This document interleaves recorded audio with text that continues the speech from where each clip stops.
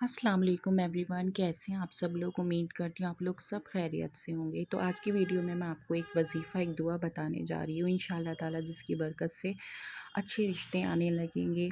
आजकल बहुत से ऐसे लोग हैं जो रिश्तों के लिए, अच्छे रिश्तों के लिए मैं कहूँगी, बहुत परेशान है। रिश्ते आते तो हैं लेकिन उसमें कहीं कुछ कमी निकल आती है तो कभी कुछ कमी निकल आती है, हमारे फेवर में नहीं होते हैं।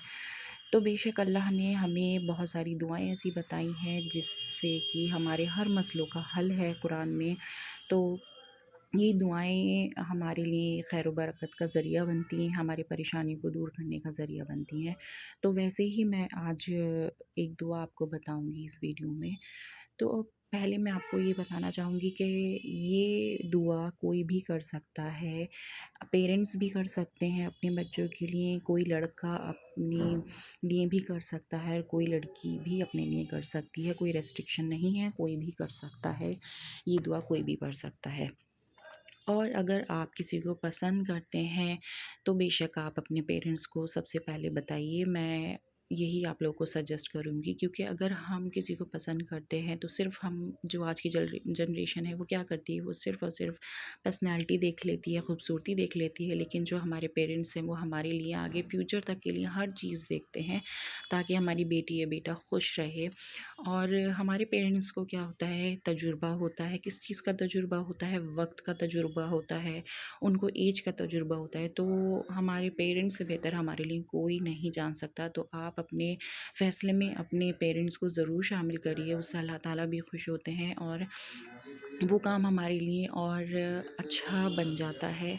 और बेशक हमारे माँ बाप से बेहतर हमारे लिए कोई नहीं जान सकता। ये उम्र ऐसी होती है कि हमें हर चीज़ अच्छी लगती है, लेकिन अच्छा और बुरा हमारे लिए सिर्फ़ और सिर्फ हमारे माँ बाप ही सोच सकते हैं।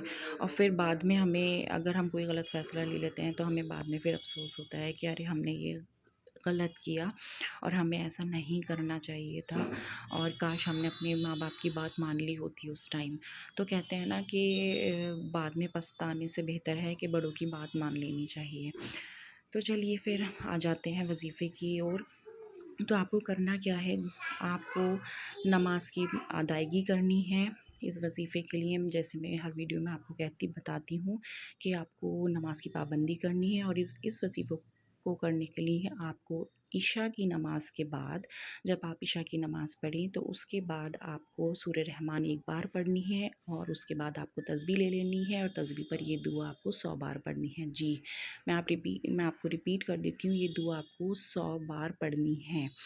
और जब आप ये दुआ पढ़ेंगे तब उसके बाद आपको दुआ मांगनी है।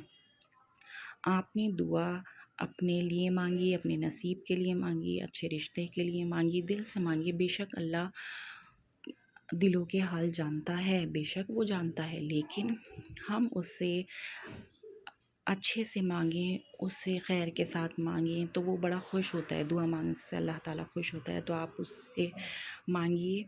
बेशक जो जोड़ियाँ होती हैं वो अल्लाह ताला के घर बनती हैं, और अल्लाह पहले ही डिसाइड कर लेते हैं कि किसकी शादी किससे होनी है। लेकिन इन वज़ाइफ़ की बरकत से क्या होता है कि वो काम हमारे लिए जल्दी हो जाते हैं, और उन कामों में हमारे लिए आसानी हो जाती है।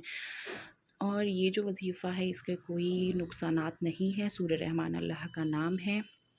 और ये दुआ जो है हज़रत मूसा ने पढ़ी थी जब उनको परेशानियों का सामना करना पड़ रहा था, जब वो परदेस गए हुए थे। तो उनकी वहाँ कामों में भी आसानी हो गई थी, और उनकी शादी भी जल्द से जल्द हो गई थी इस दुआ को पढ़ने के बाद। तो उम्मीद करती हूँ कि आप लोगों को मेरी ये वीडियो अच्छी लगी होगी, और अगर आप नए हैं मेरे चैनल पे तो आप मेरे चैनल को सब्सक्राइब करके ज़रूर जाइएगा।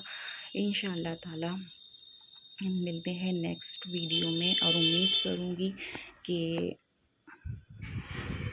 आप लोग भी दुआ कर रहे होंगे मेरे लिए भी, और आगे भी दुआओं में याद रखिएगा। अल्लाह हाफ़िज़।